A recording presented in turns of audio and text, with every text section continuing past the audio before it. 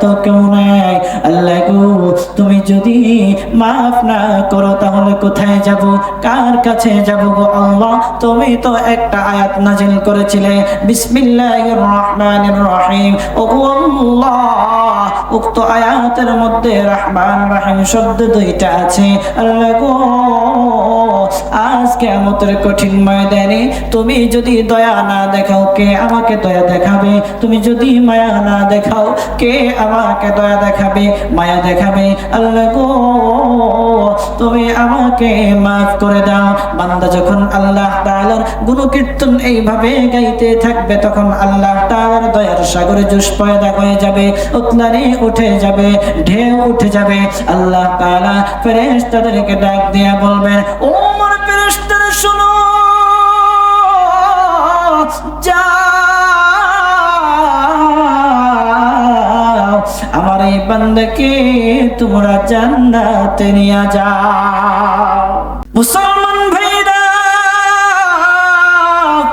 আপনার আমার নবী মুহাম্মদুর রাসূলুল্লাহ সাল্লাল্লাহু আলাইহি ওয়াসাল্লামের কাছে দুইজন ব্যক্তি আসলো।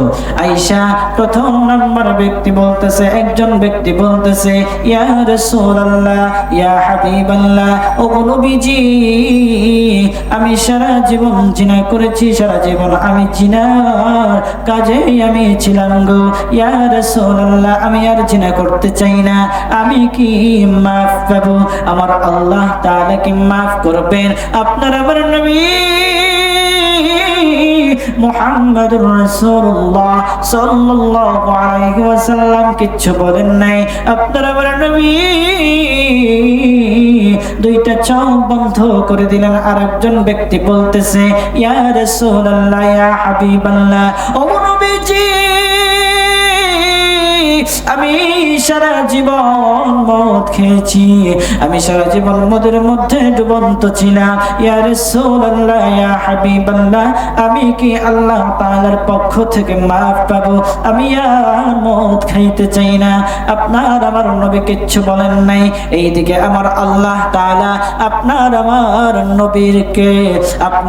নবীর কাছে জিবরাইলকে পাঠাবেন। জিবরাইলকে ডাক দিয়ে বলেন, ও জিবরাইল, যাও আমার বন্ধুর কাছে যাও, আমার বন্ধুকে গিয়ে সালাম দাও, আমার বন্ধু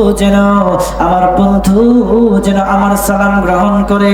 আর উক্ত আয়াতখানা তুমি শোনায়া দাও, উল্লিয়া ইবাদিয়াল্লাযীনা আসরাফু আলা আনফুসিহিম লা তাকনাতু মির রাহমাতিল্লাহ ইন্নাল্লাহা ইয়াগফিরুদ যুনুবা জামিআ ইন্নাহু হুয়াল গফুরুর রাহিম।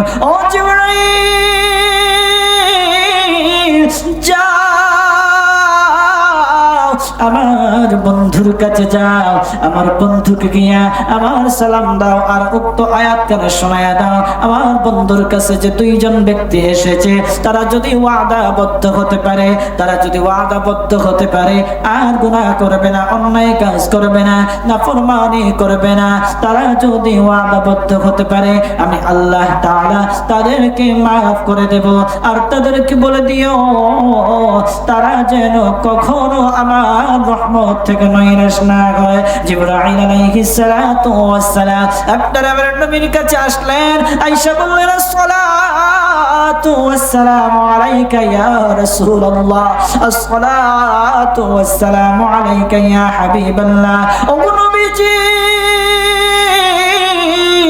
ও আল্লাহর রাসূল, আল্লাহ তাআলার পক্ষ থেকে আপনি সালাম গ্রহণ করুন।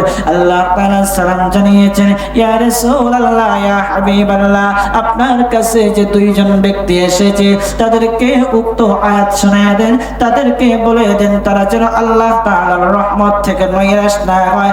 আপনার আমার নবী তাদেরকে জানায় দিলেন, আরে তোমরা শোনো, তোমরা যে আমার কাছে এসেছো, এই মুহূর্তে জিবরাইল উক্ত আয়াতখানা আমার কাছে নাজিল করেছে। আমার উপর নাজিল করেছে। ও রে তোমরা শোনো, তোমরা যে গুনাহ করেছো, নাফরমানি করেছো, অন্যায় কাজ করেছো, তোমরা আল্লাহ তাআলার কাছে ওয়াদাবদ্ধ হও আর জিন্দেগিতে গুনাহ করবে না, আর অন্যায় কাজ করবে না, আর তোমরা নাফরমানি করবে না। তাহলে আমার আল্লাহ তোমাদের জিন্দেগির সব গুনাহগুলি মাফ করে দেবেন। ওই দুইজন ব্যক্তি আপনার আমার নবীর হাত ধরে বলতেছে, ইয়া রাসূলুল্লাহ, ইয়া হাবিবাল্লাহ, আপনার হাত ধরে তাওবা করলাম গো, আর জিন্দেগিতে গুনাহ করব না। যতদিন দুনিয়ার জমিনে বেঁচে থাকবো ততদিন আল্লাহর কথা মতো চলবো, আপনার আদর্শ আমরা লালন করব। আপনার আমার নবী মুহাম্মদুর রাসূলুল্লাহ সাল্লাল্লাহু আলাইহি ওয়াসাল্লাম বলেন, যদি তাই হয় তাহলে মহান আল্লাহ তোমাদের জিন্দেগির সব গুনাহগুলি মাফ করে দিয়েছে।